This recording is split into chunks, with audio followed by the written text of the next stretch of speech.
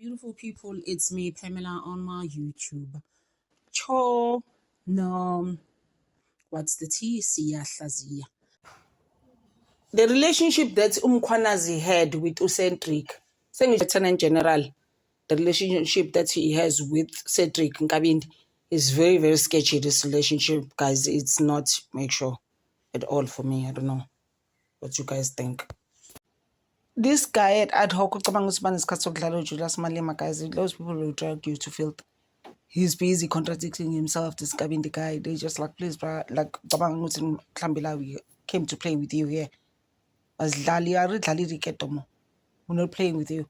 It's for now, you know. Dogu busy say, I'm gonna say, the deepest secrets, me and him are friends. Corner at some stage, he said, me and him were friends. I was like, even now, you need to be sure about your stuff, bro. Your things are not making sure. Uzobanjwa bazokubamba Ad Hoc, and those people vele bakuhlanyele. Ad Hoc is like so crazy. Sometimes vele ngabe na control. Uchena is just like, guys, please stop, guys. Eshoki committee, because those people go crazy. Yes, Madlanga is even much better than this. The control there. So enjoy this guy. Akazazi uthwenzani. Lalela, I love Zungu's confidence. Oh my word, I'm just like because now I'm listening to them. Guys, Cedric went to Ad Hoc and became a fool there. He's hectic, that guy. The lies, guys. Omalima in there want to jump in. I'm just like, now Omalima, they even told him, but you know what, Paratus is not your meeting. Ad Hoc is not owned by you. Please stop treating us like that. They're not fighting with him. The other committee members fighting with Umalema. I'm just like, guys, what's why cause chaos nangu Cedric Nkabindi? Just half you were saying that guy is just lost, you know, all those lost souls in life. Is that person basically saying, me and Kantla are good friends. We've been friends forever. I went to a funeral Yagubo in Pietermaritzburg, and he was actually driving the same car as me. Like, I know him like that. We know each other, you know. Please, we are friends. Guys, I'm just like, really, bruh? Can you just for once tell the truth?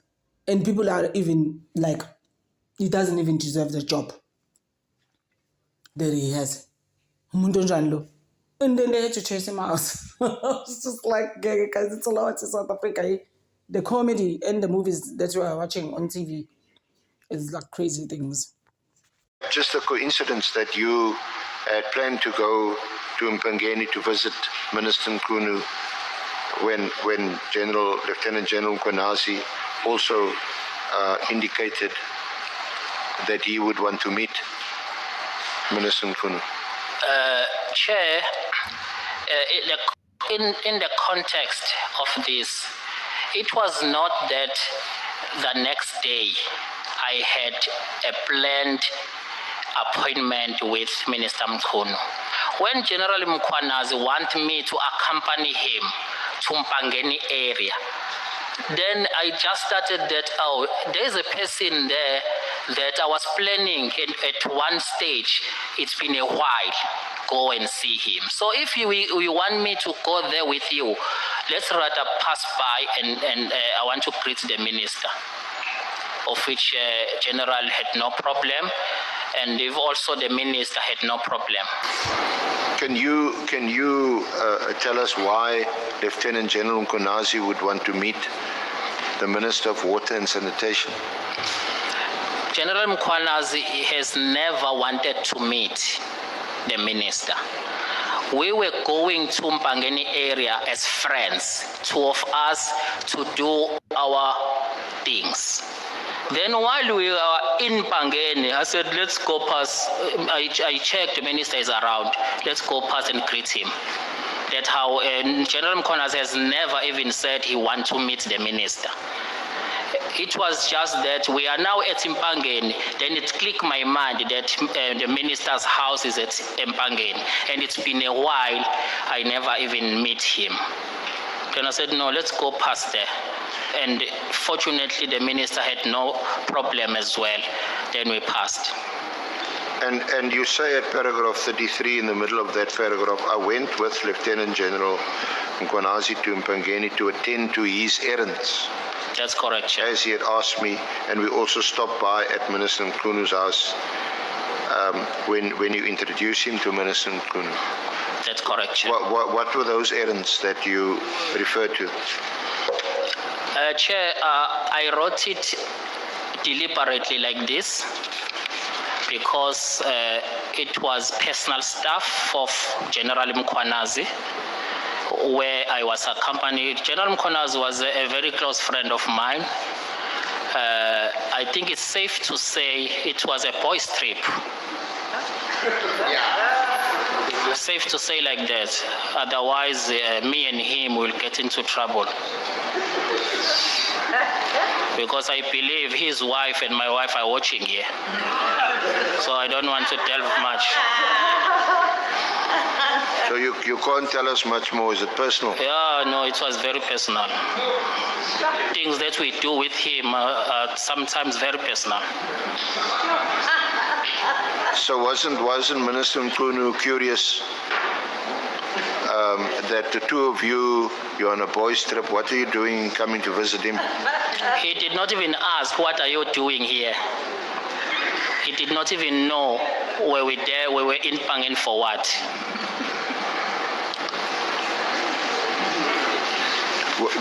Describe to us your relationship with Lieutenant General Mkhwanazi. It seems to be, I can't hear.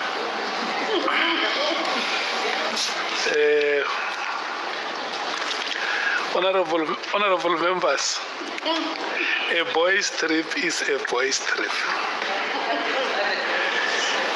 Yes, so let's keep it straight and simple. That is what Mr. Ngabinde is saying, that let's just keep it straight and simple. May we proceed as Was Brown Mkhotsi there? No, he was not there. Okay. Honorable Malem. Chief of Staff, is this affidavit your affidavit? Yes, it's correct. Do you confirm everything that is in this affidavit? It's correct.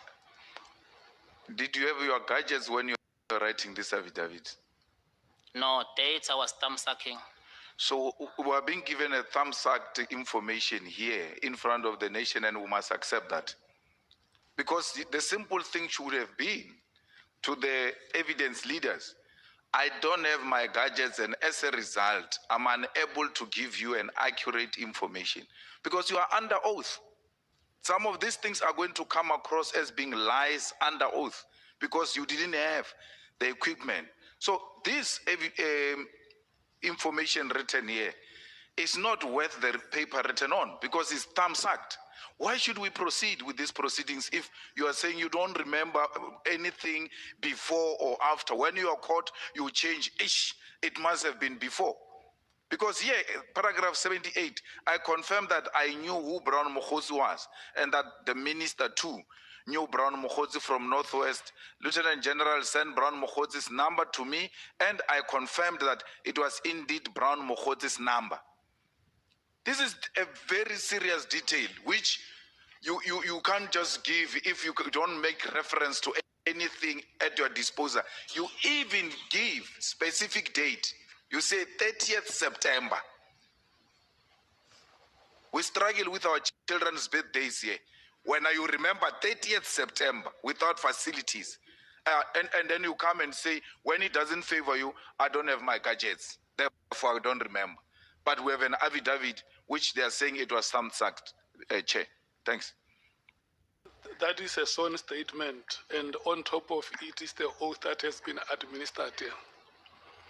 Chief Whip, you will respond to the two. I'm taking the question from Honorable Malema and then the Chief Whip. Then we'll give you time to respond. Chief Whip? No, thanks, Chair. Good afternoon. I'm coming, Honorable Skosana. Yeah. No, I think I'm partly covered by what Honorable Malema has raised, because my question primarily Mr. Nkabinde, was to ascertain the basis upon which you were deciding on your sworn-in affidavit to choose October, November. What were the basis? I understand that the catchers are not with you. I understand that there's a Lusigi meeting, but there are two choices you have made which are quite striking. And these are choices you made voluntarily. The first one is to decide that you are going to say October, November. The second choice you have made here now before us is the second choice you have made without us forcing you to decide on it, is to tell us that essentially the only time you had the number or the contact details of Mr. Mkhotsi was shortly few days before you arrange the October-November meeting. That's your choice as well. We did not force you to that decision. So my question is, what makes you to, I mean, the first one, why did you decide to place November, October, November?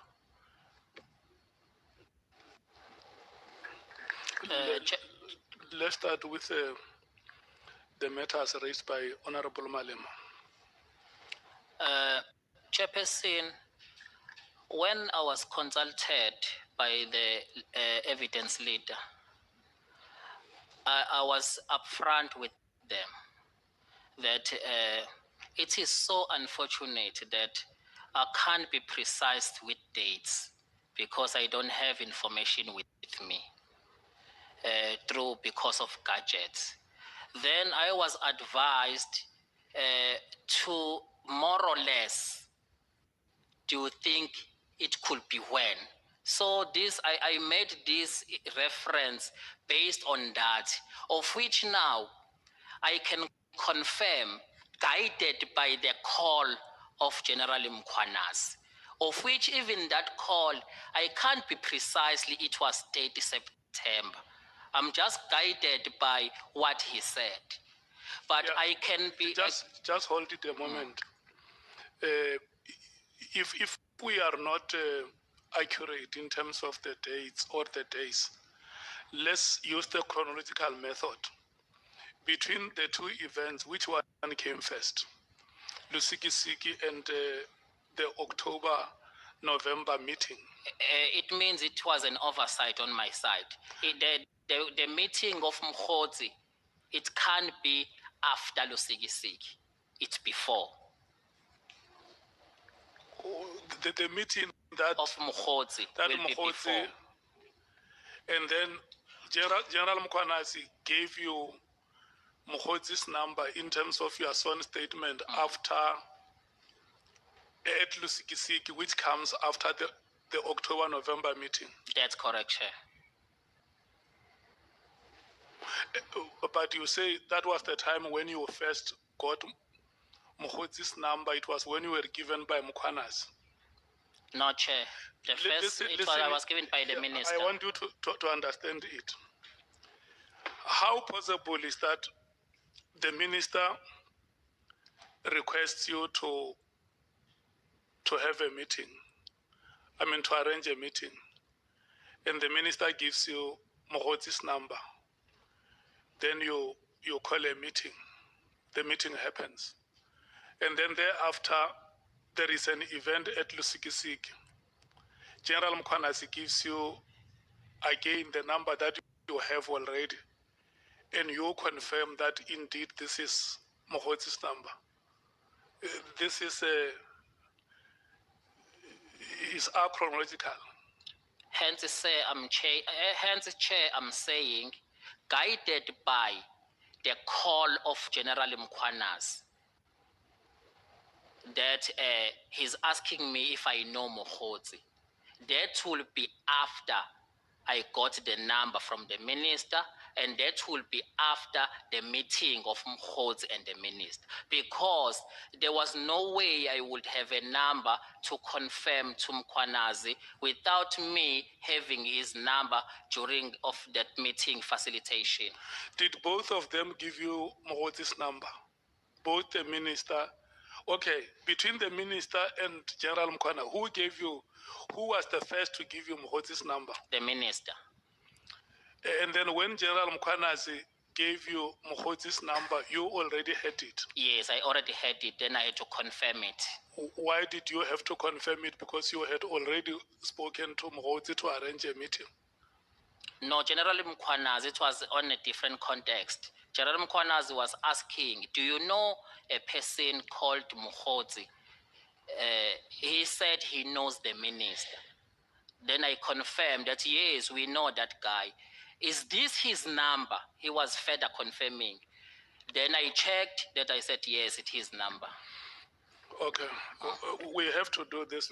We are going to spend some time on this matter. I must just note, let me check first with you.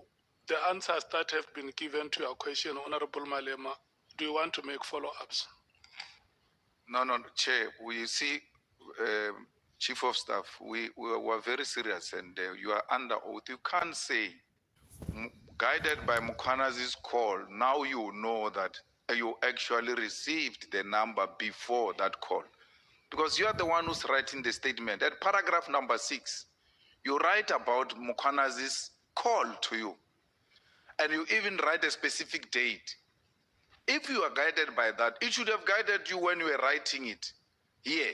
Because then you proceed at paragraph 80 to say you are now, for the first time you received a number is when the minister gave it to you.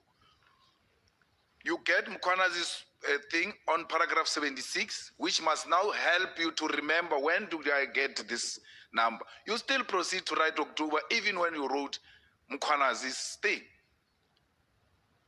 You are deliberately misleading us. You are deliberately misleading us. And when we need to put that chair on the record, he's deliberately misleading us. It's a shifting goalpost. When he's caught, he says, hey, I can't remember. Oh, now I'm guided by Mkhwanazi.